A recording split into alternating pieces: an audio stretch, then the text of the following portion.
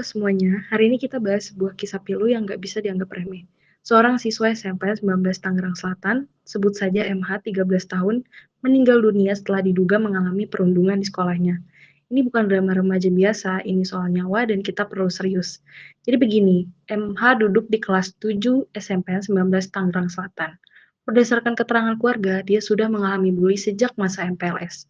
Bukan sekali dua kali, tapi berkali-kali. Puncaknya terjadi pada 20 Oktober 2025 ketika MH diduga dipukul oleh teman sekelasnya menggunakan kursi besi di bagian kepala. Keesokan harinya, MH mulai mengeluh sakit kepala yang hebat. Kondisinya terus menurun. Dia lemas, sering pingsan, penglihatan kabur, bahkan kehilangan nafsu makan. Karena tidak membaik, keluarganya merujuk dia ke RS Fatmawati di Jakarta Selatan. Setelah 1 minggu di rumah sakit, MH akhirnya menghembuskan napas terakhir pada hari tanggal 16 November 2025. Begitu kabar meninggal MH menyebar, pihak kepolisian pun langsung bergerak. Satreskrim Polres Tangsel menyatakan akan mengusut kasus ini secara profesional.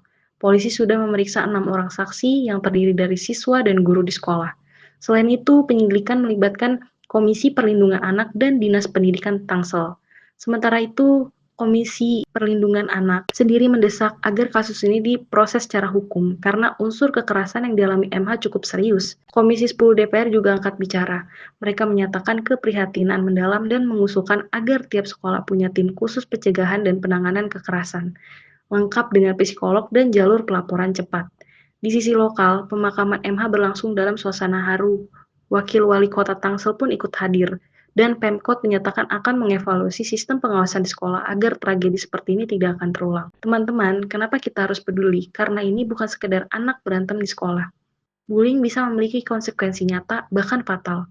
MH bukan hanya korban sekali pukul, ia mengalami berbagai bentuk tekanan fisik dan psikis dalam waktu yang cukup lama. Sekolah, sebagai institusi pendidikan memegang tanggung jawab besar. Sekolah harus menjadi ruang aman, bukan tempat di mana perundungan dianggap. Anak-anakan, orang tua, teman sekelas, guru, semua punya peran.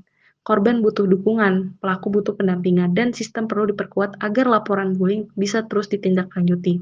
Jadi begini teman-teman, kisah MH ini dari SMPN 19 Tangsel ini adalah panggilan keras buat kita semua. Stop bullying dulu. Aku harap video ini bisa jadi reminder bahwa bullying bukan lelucon remaja, tapi masalah sistemik yang bisa menghancurkan kehidupan. Kalau kamu nonton ini dan merasa tersentuh, bisa banget share video ini ke teman, orang tua, guru, ajak mereka untuk peduli juga. Dan kalau kamu di sekolah atau punya teman yang mengalami bullying, jangan ragu untuk dukung mereka, berbicara ke guru, atau mencari bantuan. Kita semua berhak aman di sekolah.